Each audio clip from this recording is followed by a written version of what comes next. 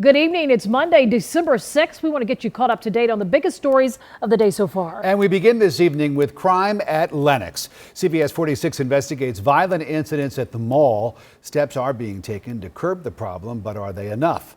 Our Crystal Bowie is at Lenox tonight looking into their security measures and why some say they fall flat. Crystal.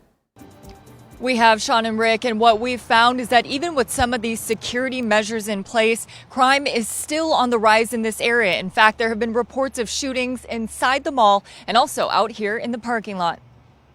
She was like screaming for everybody. She was active shooter, everybody get down, get down.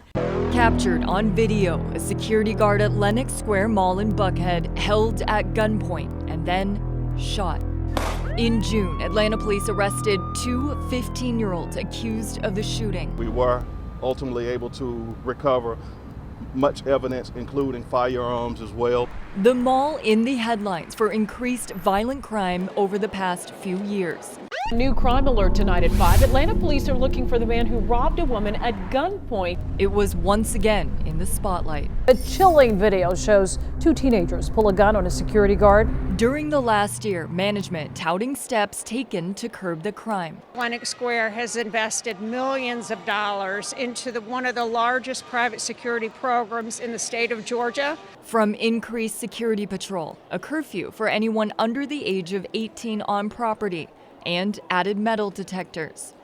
But CBS 46 Investigates found with well over a dozen entrances to the mall, there are only two clear locations with metal detectors. It's weird because they don't have metal detectors at all locations. You're able to go in one area without going through the metal detector. In other areas you have to, so that makes no sense to me.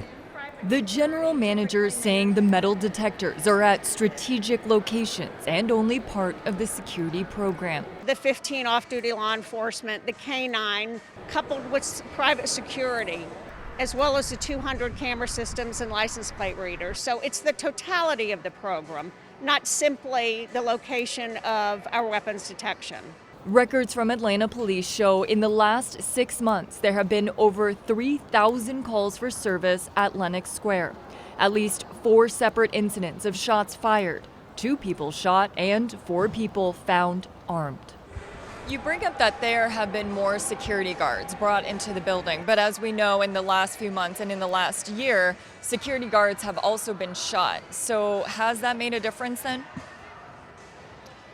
Again, we are committed to providing a safe and secure environment. Some holiday shoppers still hesitant. That's kind of terrifying. I grew up, in Marietta, and this was supposed to be like a nice area, the nice mall. Wondering if this is only a false sense of security.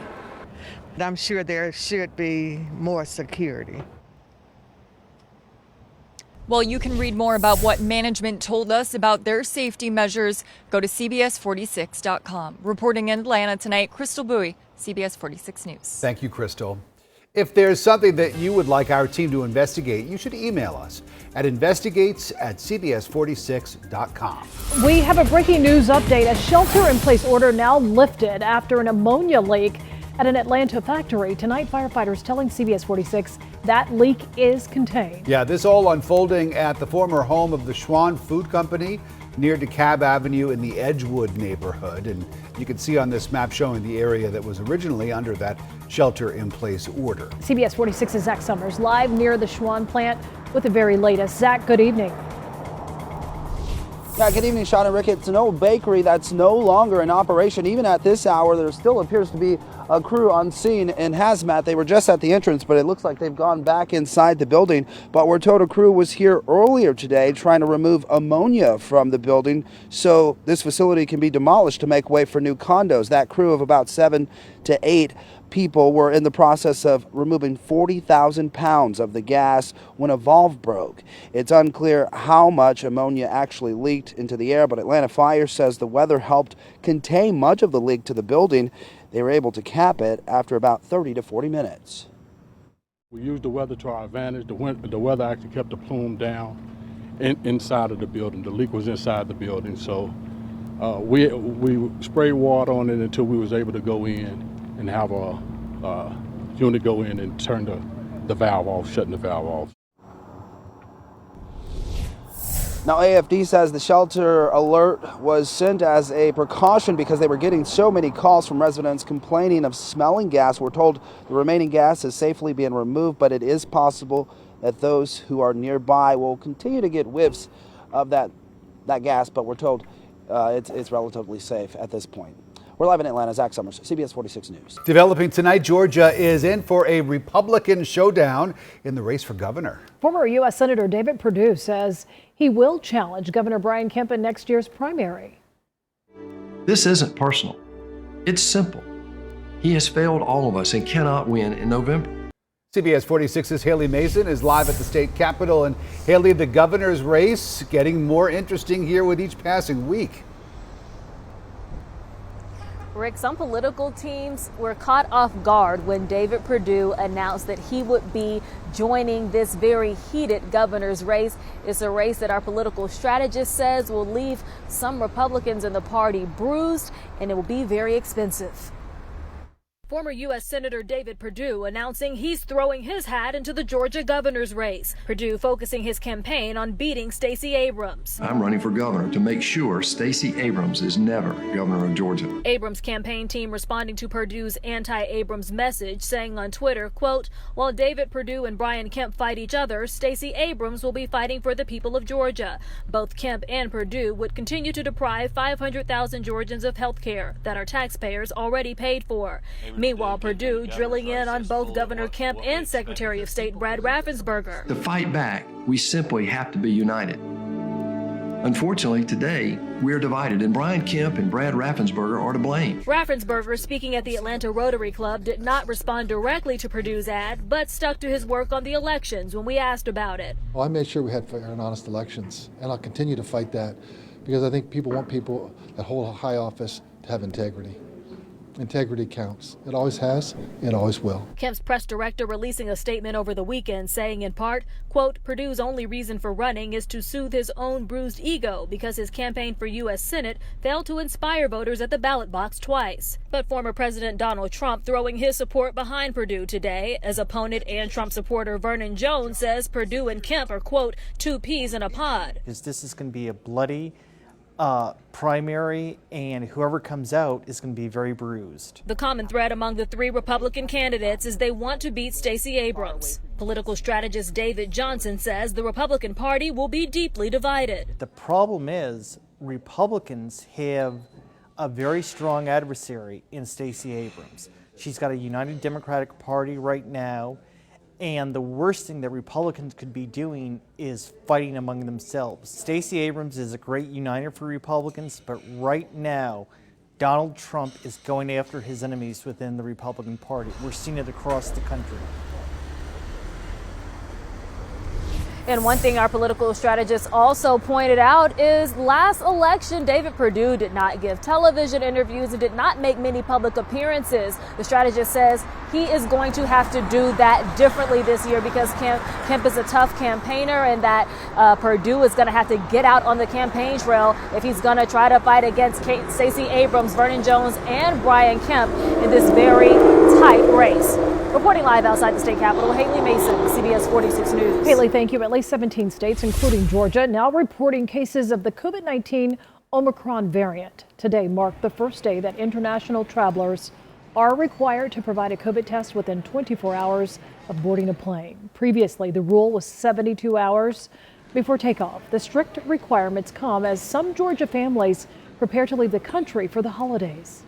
Typically it's 72 hours, so I was actually on my way to get tested on the Saturday, and then I'm like, oh, I have to get it Sunday now. So the other thing, Googling too is a little bit troublesome because there's so much information. Every website kind of gives you a little bit of a different answer.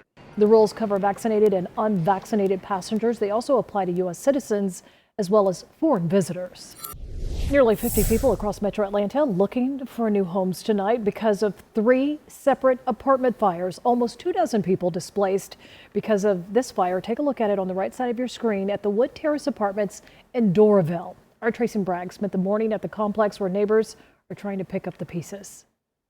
Take a look. That's all that remains of the building that caught fire yesterday, displacing a number of families. We are in the midst of the holiday season, and right now a number of families are receiving much-needed help from the Red Cross following a devastating fire in Doraville. Only in the moment, two boys inside. The neighbors they knocked the door, left quickly. Fire officials say this now roofless building at the Wood Terrace Apartments in Doraville bursted into flames just after 6 p.m. Sunday. Carlos Vargas and his family lived in one of the units, now burnt to a crisp. He asked not to be shown on camera, but tells me this is a rough time for a number of his neighbors as well. The other family in the apartment, they scared is about everything. Then there is the similar situation right now. Fire officials say in total, 2 units sustained fire damage, while another 4 suffered water damage. Crews were able to put the fire out before it crossed a breezeway, but in total, 18 people are now displaced. Luckily, no one was injured. For me, my family is important. My family is the 5 people. Wow. 3 boys and my wife and me. Vargas tells me he and his family are currently staying with friends.